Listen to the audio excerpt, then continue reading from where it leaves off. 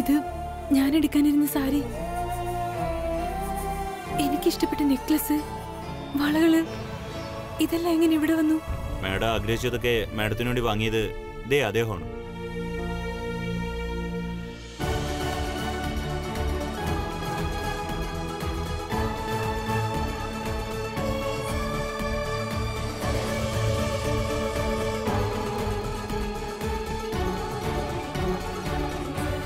വലിയ കുഞ്ഞ്.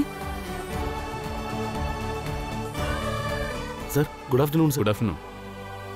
കല്യാണി, മനസ്സിന് ഇഷ്ടപ്പെട്ടത് മനസ്സിലിരുന്നാൽ മാത്രം പോരാ, അത് കയ്യിൽ വരണം. അപ്പോഴാ സന്തോഷം കിട്ടുന്നത്. വലിയ കുഞ്ഞ്, ഞാൻ നിർബന്ധിച്ച് ഷോപ്പിങ്ങിന് പറഞ്ഞു വിട്ടതുകൊണ്ട് നീ പേരിന് മാത്രം പർച്ചേസ് ചെയ്തു എന്ന് വരുത്തി തീർത്തു. നീ ആഗ്രഹിച്ചതൊക്കെ വില കൂടുതൽ കാരണം പർച്ചേസ് ചെയ്ത് മാറ്റി വെക്കുന്നു കമല എനിക്ക് മെസ്സേജ് ചെയ്തിരുന്നു. അതാ ഞാൻ തന്നെ ഇങ്ങ് വന്നത്. ഞാൻ പറഞ്ഞിട്ട് നീ കേട്ടില്ലല്ലോ, അതാ ഞാൻ സാറിന് മെസ്സേജ് അയച്ചത്. കല്യാണിയും രാജീവ് നമ്മുടെ ഹെർബൽ ബ്യൂട്ടി പ്രോഡക്റ്റിന്റെ 2 കണ്ണുകളാണ്. അതുകൊണ്ട് തന്നെ ഞാൻ നിങ്ങൾക്ക് എന്ത് വാങ്ങി തന്നാലും അത് അധികമാവില്ല. പക്ഷേ നിങ്ങൾ ആഗ്രഹിക്കുന്നത് വാങ്ങിത്തരുമ്പോഴാ മനസ്സിനൊരു തൃപ്തി.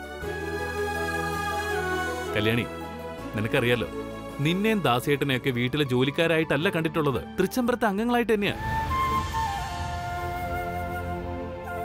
അമ്മ പറഞ്ഞതുപോലെ തന്നെ നിങ്ങളുടെ നിശ്ചയവും കല്യാണവും ഗ്രാൻഡ് ആയിട്ട് തന്നെ നടക്കും. അതിൽ ഒരു കുറവ് വരാൻ ഞങ്ങൾ സമ്മതിക്കില്ല. ആ ജോയ് സർ,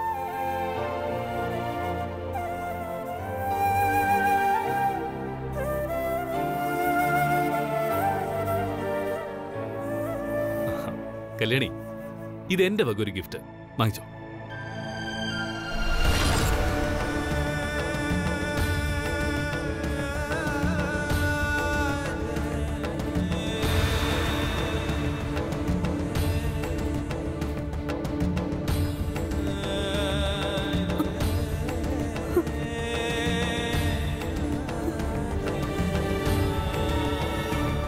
ഹേയ് കല്യാണി, വെറുതെ കരയരുത്.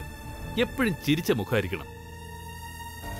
രാജീവ് വരച്ച ഡിസൈനിലെ കണ്ണുകളെ പോലെ എപ്പോഴും ചിരിച്ചുകൊണ്ടിരിക്കണം.